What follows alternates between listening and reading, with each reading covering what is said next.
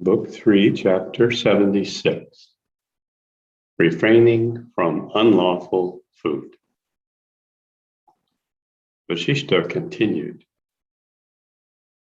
Suchi, the needle, now became the demoness Prakati again. Her leanness turned to bulkiness in the manner of a flimsy cloud, assuming a gigantic form in the rainy season. Now, returning to her native air and element, she felt some joy in herself.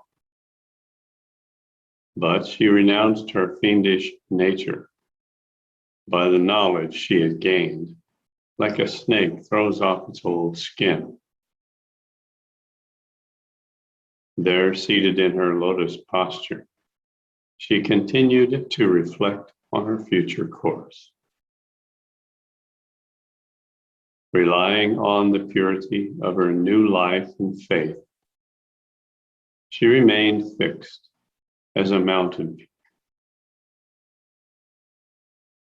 After 6 months of continued meditation, she obtained the knowledge of what she sought, like the roaring of clouds rouses the peacock to the sense of an approaching rain. Being roused to her sense, she felt the pains of her thirst and hunger, because the nature of the body never forsakes its appetites.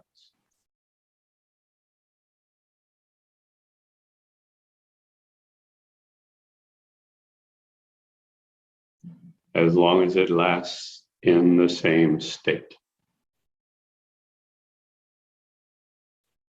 She became sad, not knowing what food she should take, because she thought the killing of animal life for food was unlawful and repugnant to her nature.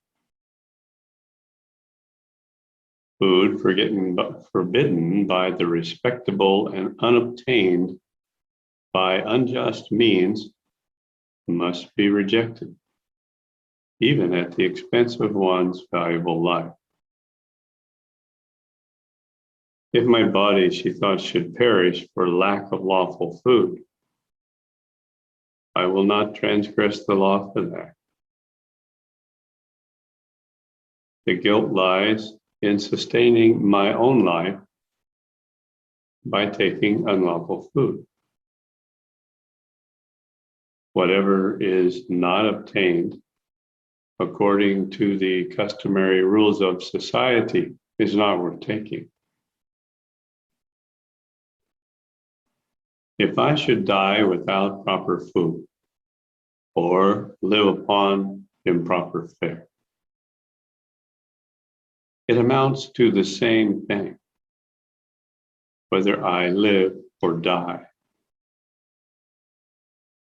I was only the mind before, to which the body is added as a base appendage. It vanishes upon the knowledge of self. Hence, its care and neglect are both alike. Vasishta resumed. As she was uttering these words in silence to herself, she heard a voice in the air coming from the god of winds, who was pleased at the renunciation of her fiendish disposition. Arise, Karkati, the voice said, and go to the ignorant and enlighten them with the knowledge you have gained. For it is the nature of the good and great to deliver the ignorant from their error.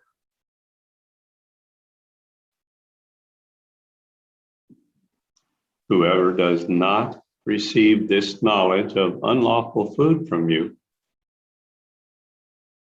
make him truly the object of your derision, and take him as being a right meat and proper food for you.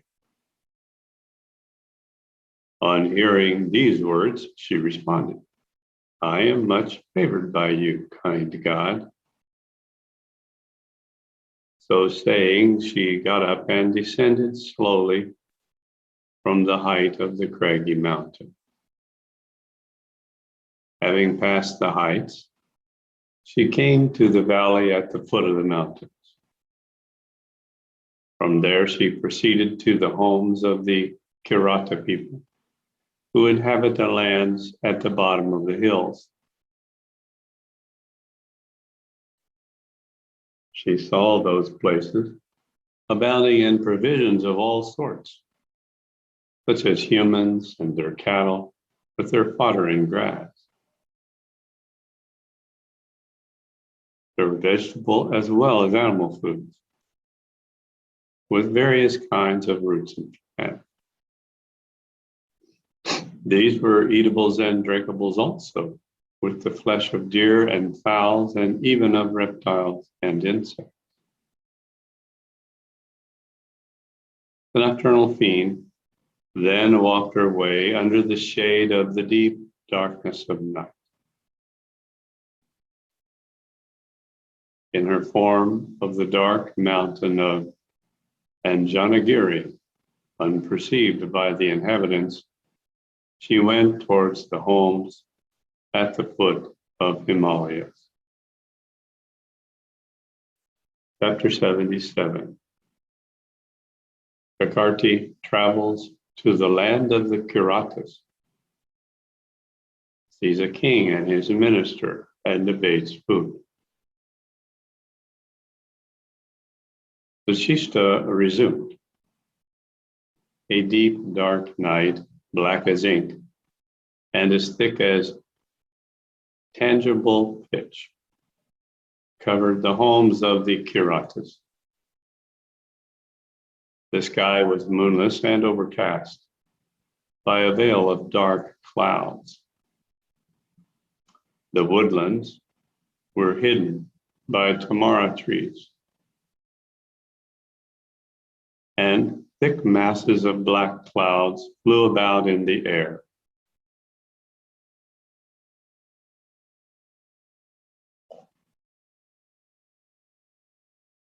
Thick shrubs and bushes covered the hilly villages, obstructing passage by their impervious darkness.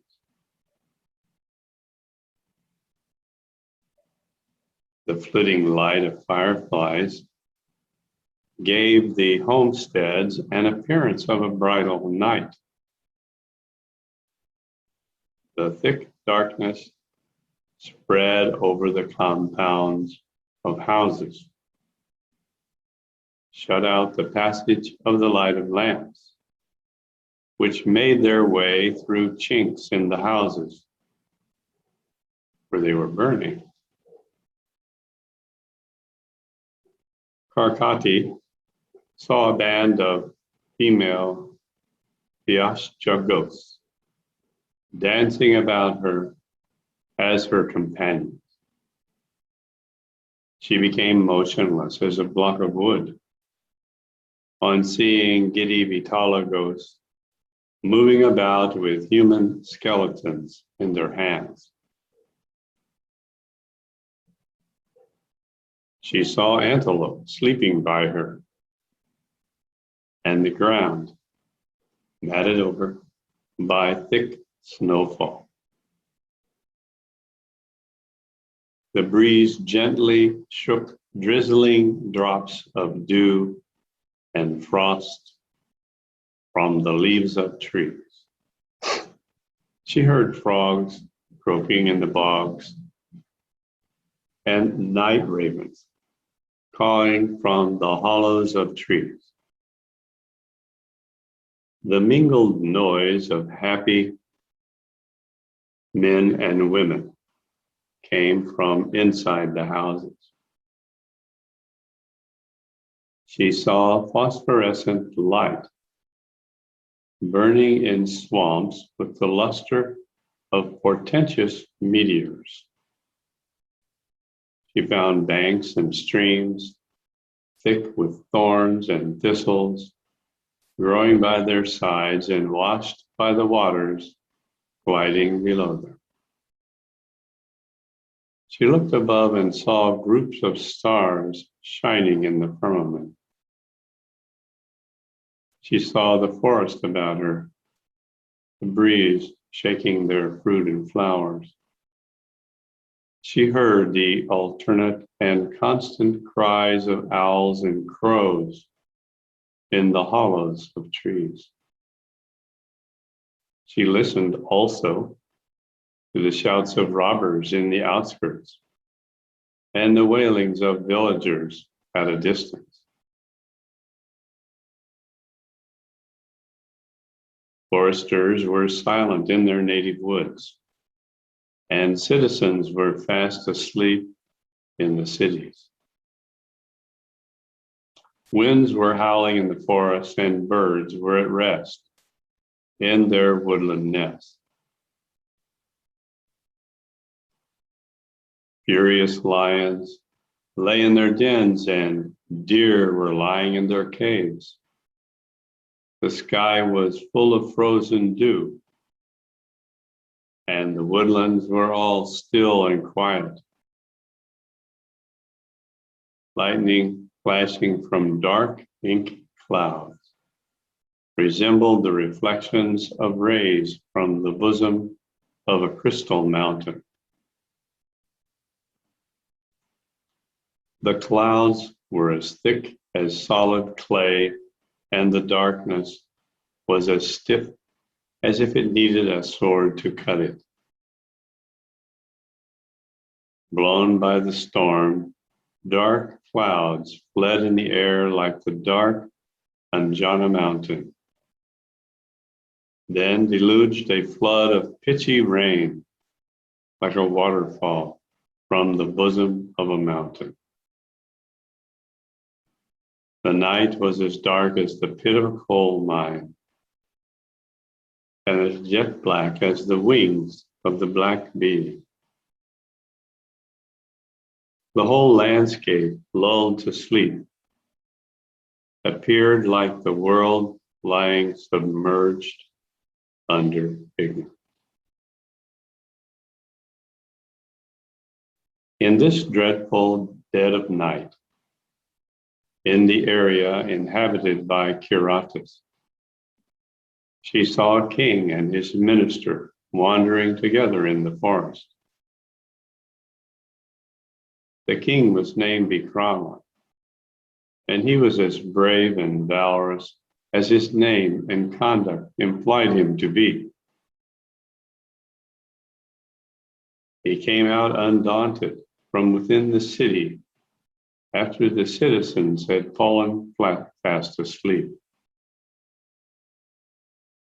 Karkati saw them wandering in the forest with the weapons of their valor and fortitude, looking for the Vitala ghost that infested the neighborhood.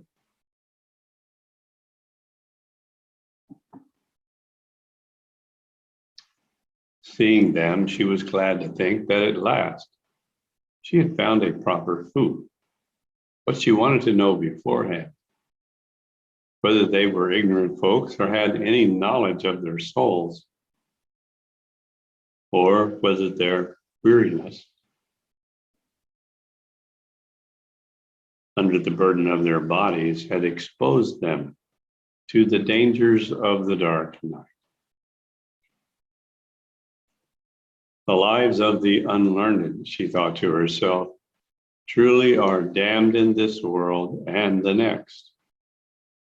Therefore, it is better to put an end to these rather than leave them to live their peril in both worlds.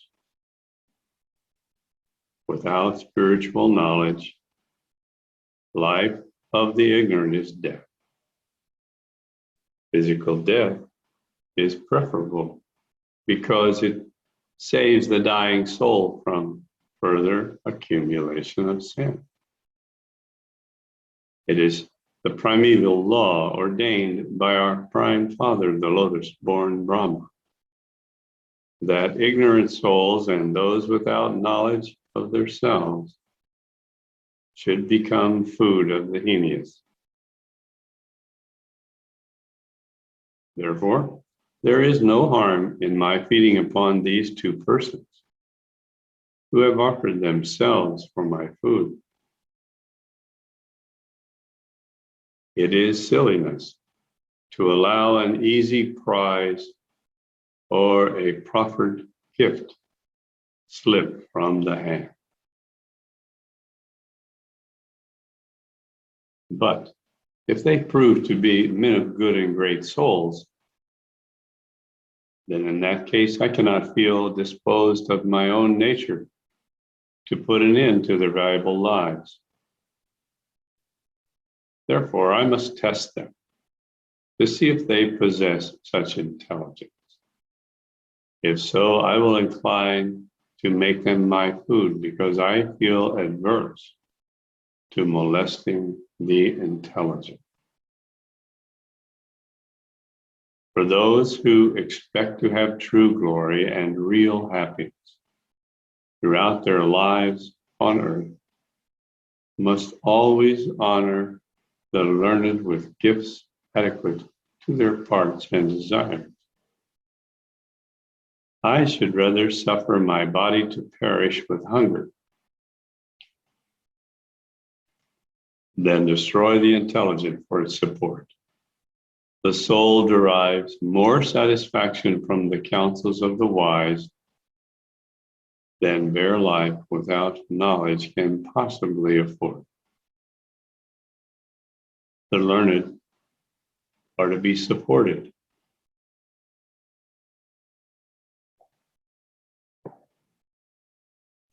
Even at the expense of one's own life, because the society of the wise is a tonic for the soul.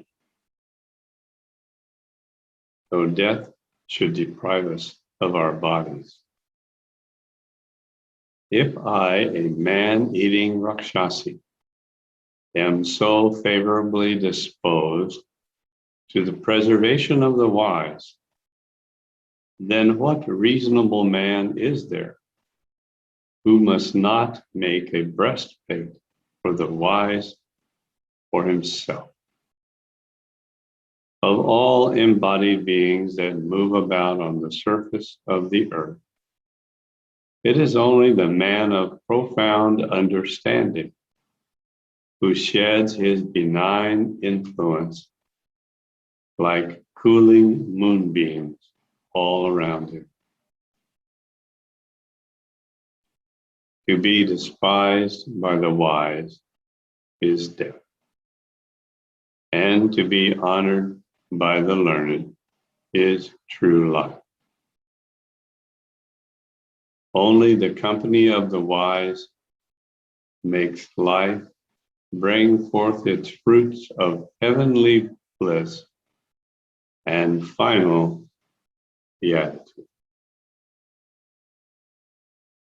I will now ask a few questions to test them, like copper by a chemical process, and know whether they are men of character or gilded on the surface with wise looks. Upon examination and ascertainment of the qualifications, if they prove to be wiser than the examiner, then one should avail of their instruction.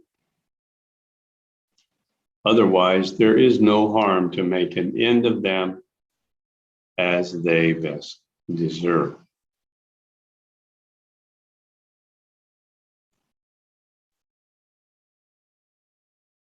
Well, these have been a couple of interesting chapters, which have brought out some points that we should discuss.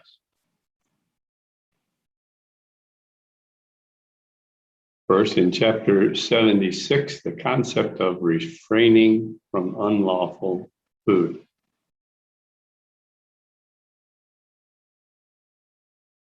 You know, it is the nature of Kali Yuga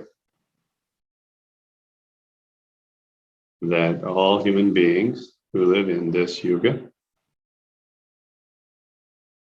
are tempted and liable to just dig themselves deeper into the dark well of samsara by the simple act of sustaining their own life.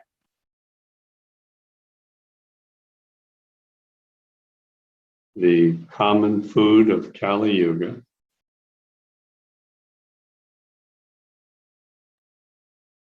is that which destroys other life.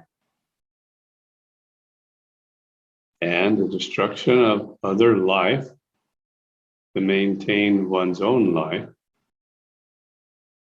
generates karma. It is not in accord with the divine karmic traces. Now, most people don't understand this to be true. Whole religions are founded on the principle that God gave man dominion over the earth, and therefore, with that kind of logic, man can simply devour anything that is living on the surface of the earth because he owns them. Well, that's actually a fallacy.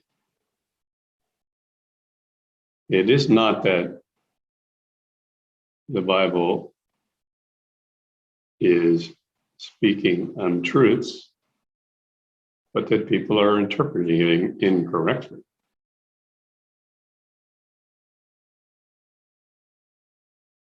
It is true that the Creator gave man dominion over the entire universe.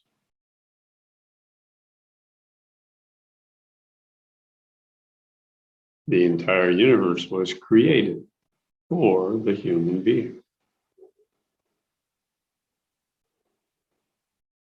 As a place in which that human being could discover their own true nature and identity as the silent witness and rise above being embedded in the quagmire of karmic traces, their own and those of their companions.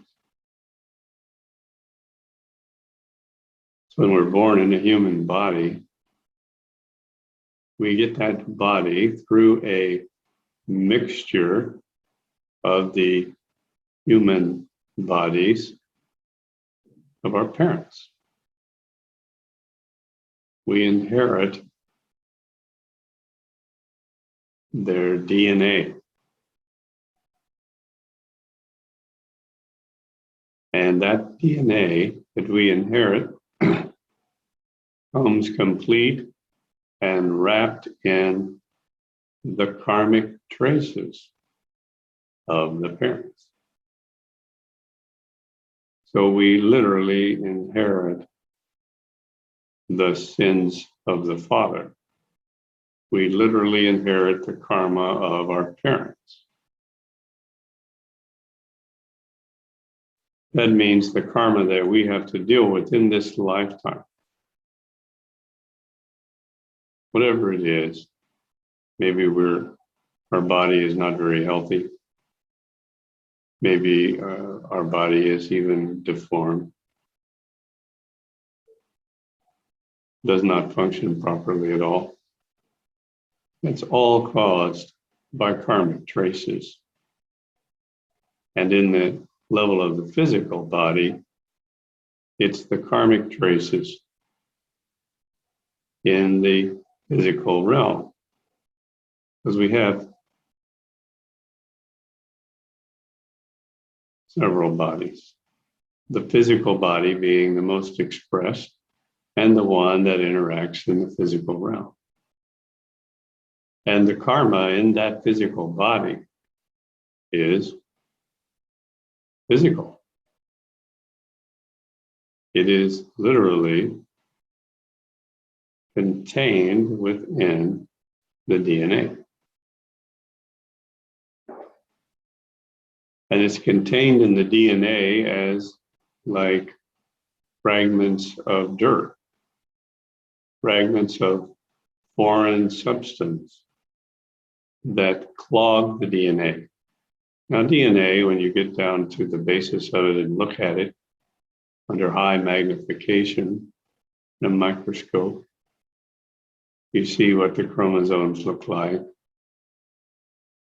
And you continue to follow deeper and deeper into the structure of what is the DNA. Turns out to just be a protein molecule. But it's a special protein molecule because encoded in the bonds between the different atoms of that molecule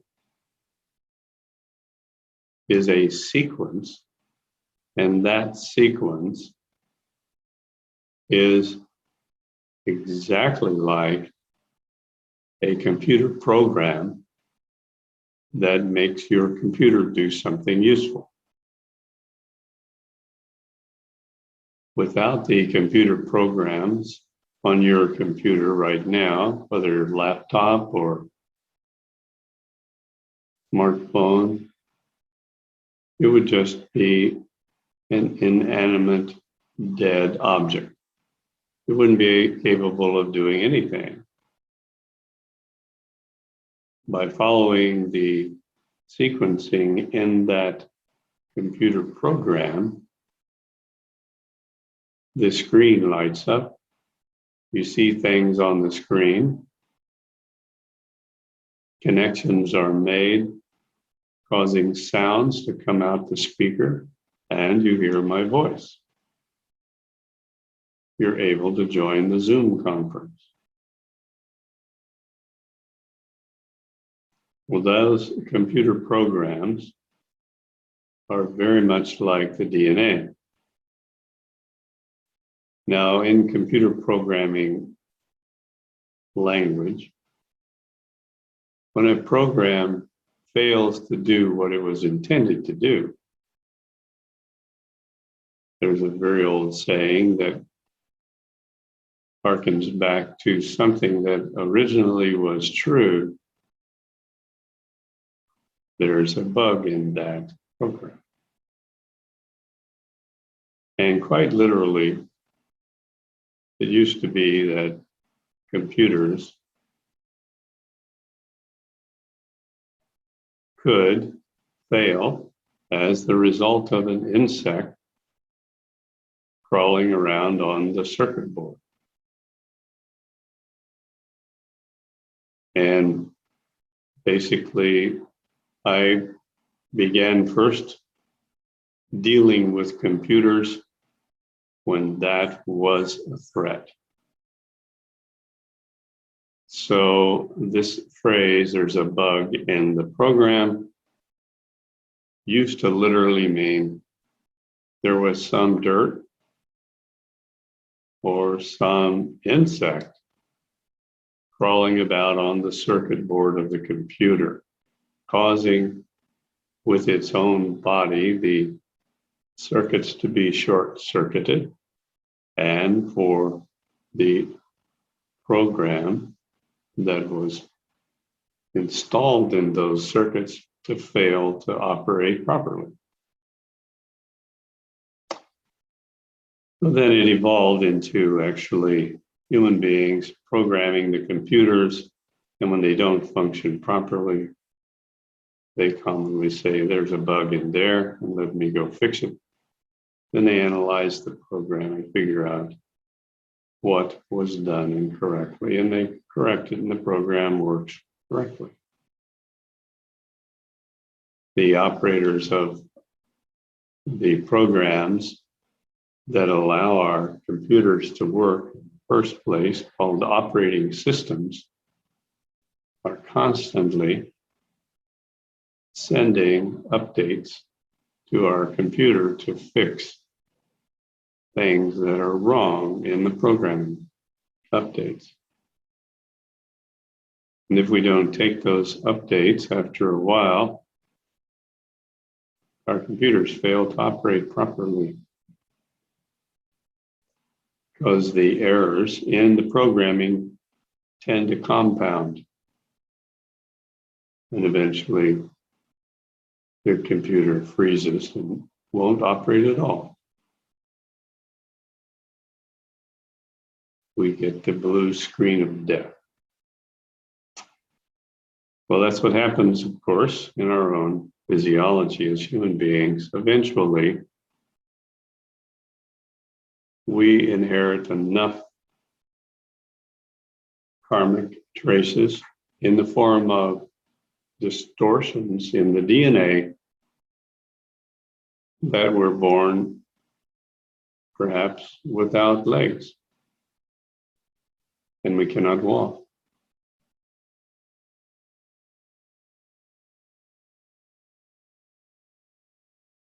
Now, to achieve enlightenment, we have to balance our karmic traces, don't we?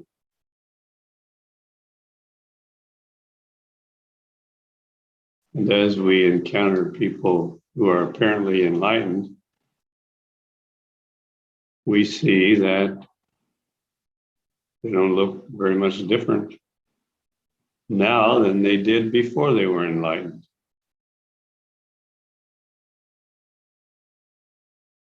We see that their bodies still break down and age, that they still are susceptible to cancer or strokes and find themselves paralyzed on one side of their body in the morning and when they wake up. In their mind, they're enlightened human beings. But it isn't reflected in the gross physical body. Very much. A little bit it is reflected there. As people grow in enlightenment, they start to change their physical habits. They may stop smoking cigarettes, for example, or they may stop eating beef and start eating more vegetable type foods. But why is that? Because they're beginning to develop a consciousness and a conscious awareness of other living beings. And they're thinking that killing a cow and eating its meat is not a good thing. It destroys the life of the cow. And they see that that cow is really just another fellow human being born with such a heavy load of karma that it looks like a cow and acts like a cow. But if we trace back the development of that cow as a tiny fetus, just a few hours or days old in the womb of its mother, doesn't look like a cow at all. Looks like every other fetus, which all look like what human beings look like at that point in their development.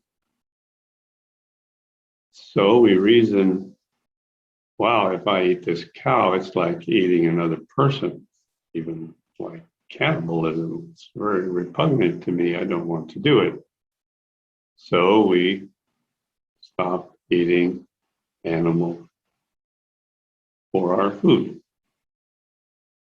But also on a deeper level, we understand that by killing this animal, depriving it of its life, we have created karma.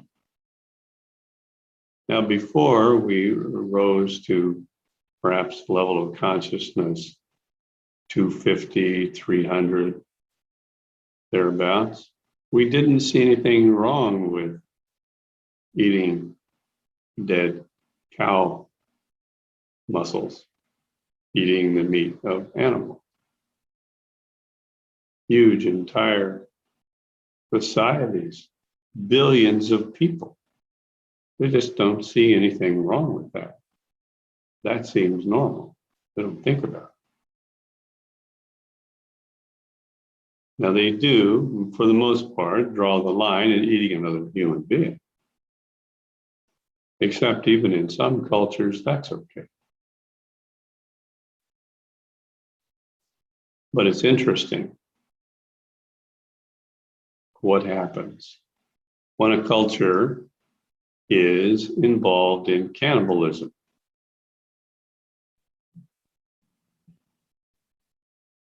It actually creates a disturbance in their own physical life to the point that it basically drives them insane.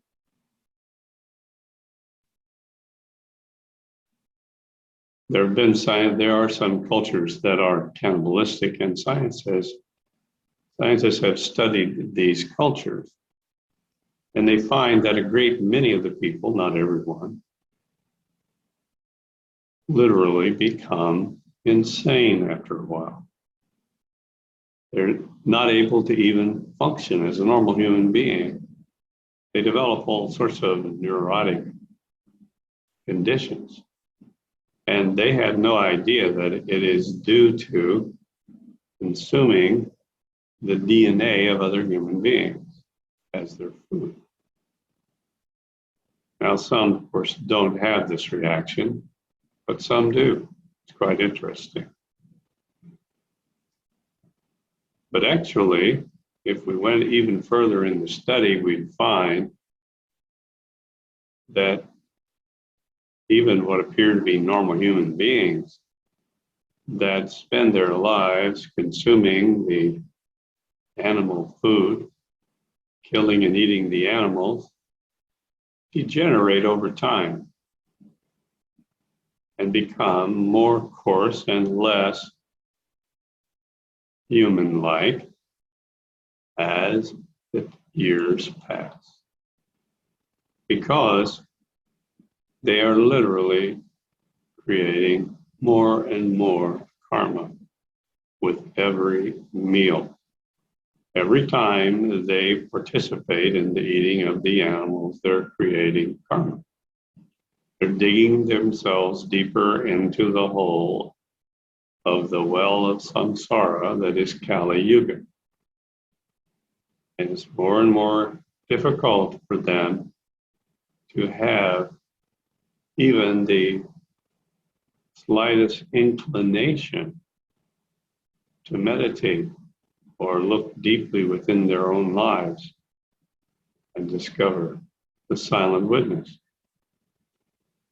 They find it even an impossible task. They can't even think to do it. And then when people learn meditation, very common that they become vegetarians. They stop eating the animals. And then after a while, they start thinking, well, if I shouldn't eat the meat of the cow, maybe I shouldn't drink the milk of the cow. So they use their logic in that way, and eventually they become vegans.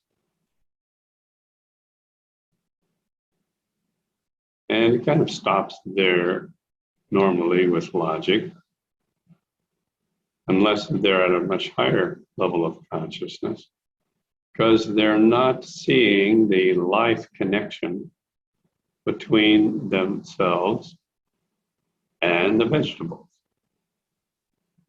and the almonds, the nuts, they think, well, these are food. We can eat this stuff. And they don't really think about it deeply. But when you eat an almond, what you're doing, you're destroying the life of that seed that was supposed to one day become an almond tree. And there would be a jiva associated with it. And there is even now as that almond. And you're destroying its future by eating it. So eating of almonds, amazing as it sounds, creates karmic traces. So now what? What are we supposed to eat? How do we live? Kind of a problem here. Well, there's certain things that are offered to human beings as their food. By consuming these things, we don't create more karma. And that is most fruits. Some vegetables, things that are called vegetables, when you eat that part of the vegetable that is the home of the seeds of the vegetable, but you don't eat the seed of the vegetable, you are technically not destroying the life of those seeds, and you're not destroying the life of the plant that gave rise to that fruit. So very little karma is being created. Still, a little bit of karma might be there. You've totally disrupted the natural flow of that plant to reproduce itself.